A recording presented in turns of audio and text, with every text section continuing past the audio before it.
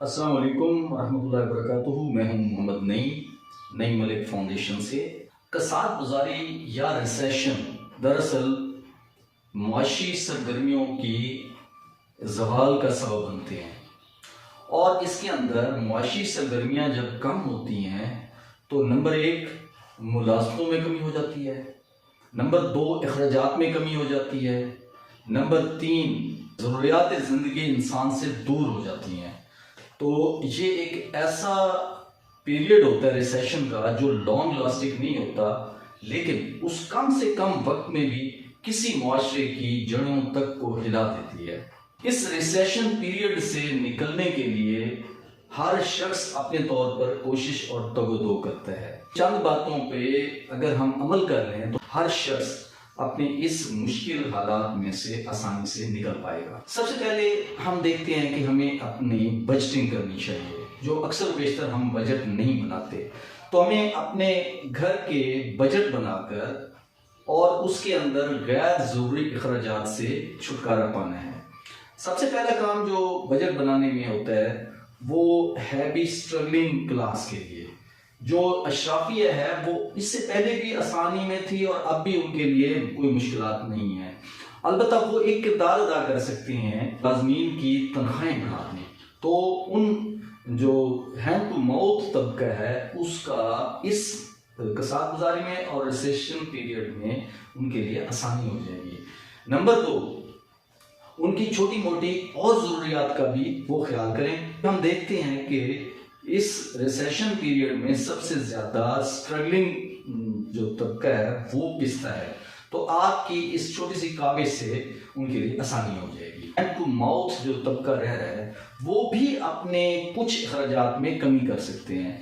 मसलन बाहर से खाना, होटलिंग करना और कुछ महंगी चीज़ें जो देखा देखी में ले लेते हैं उससे कुछ अरसे के लिए रुक जाएं। इसी तरीके से कुछ सब्सक्रिप्शन जो है, मसलन टेलीफोन कनेक्शन है उनका बाकायदा बिल आता है। इसके अलावा भी ऑनलाइन कुछ सब्सक्रिप्शन है उनको आप मनसूख कर दें, उनको कैंसिल कर दें या उनको पॉज कर दें। कुछ अरसे के लिए जब पॉज करेंगे तो वो अखराजात भी आपके बच जाएंगे। उसके बदले में जो बुनियादी ज़रूरियात हैं जिसमें रिहाइश है, खुराक है और सेहत है, उसके ऊपर थोड़ा सा इजाफा कर दें। जो वहां से बचेगा वो इस पे लगाने से ये होगा कि कम से कम इंसान बीमार पड़े ताकि उसके अखराजात भी बच सकें। तो ये था मेरा पहला पॉइंट। दूसरी बात ये है कि हम अपने इनकम के जो सोर्सेज हैं उनको बढ़ाएं।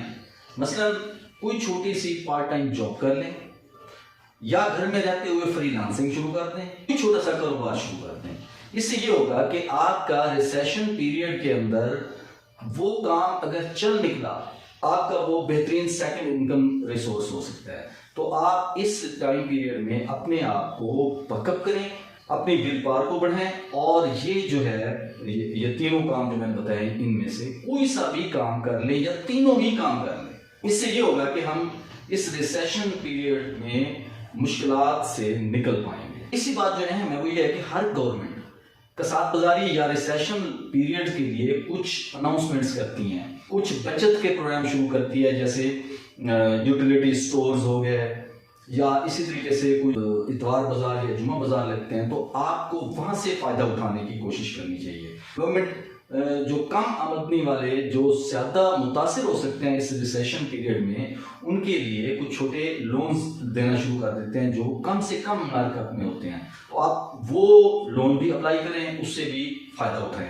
तीसरी चीज़ ये है कि आपके जो टैक्सेस हैं या डेट हैं उनको आप टाइम पे करना शुरू कर देंगे तो इंशाल्लाह ये मामला जो है अगले चंद माह में जब ये रिसेशन पीरियड ख़त्म होगा तो इंशाल्लाह आपका भी जो गुजर बसर होगा वो अच्छे अंदाज से हो रहा होगा और आपको कम से कम मुश्किलात होंगी। आखिर में मैं आपसे ये बात भी करूँगा कि रिसेशन पीरियड के दौरान जहाँ मुश्किलात आती हैं, इंसान परेशानी में मुब्तला हो जाता है, और तो वहाँ पे आप क़ुव्वत इरादी से काम लें।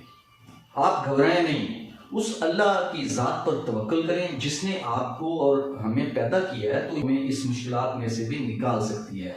तो आप अपना जहन मुजतमे रखें, आप अपने बजटिंग करें, वो छोटे छोटे स्टेप जो मैंने पीछे भी बताए हैं उनसे फ़ायदा उठाएं और उस अल्लाह की ज़ात पर भरोसा रखें जिसने हम सबको पैदा किया है, तो वही ज़ात हमें इन मुश्किलात से भी जो है निकाल पाएगी। आर्जी धचका है जो कि किसी एक खास मुल्क के लिए नहीं है, बल्कि ये आलमी तौर पर रिसेशन का जो ये धचका है वो सब ममालिक इससे मुतासिर हो रहे हैं, और हम कुछ ज़्यादा मुतासिर इसलिए हो रहे हैं कि हमारे पास जो हमारी सियासी स्टेबिलिटी है वो नहीं है। इसकी वजह से इस रिसेशन पीरियड का हम ज़्यादा शिकार हो रहे हैं।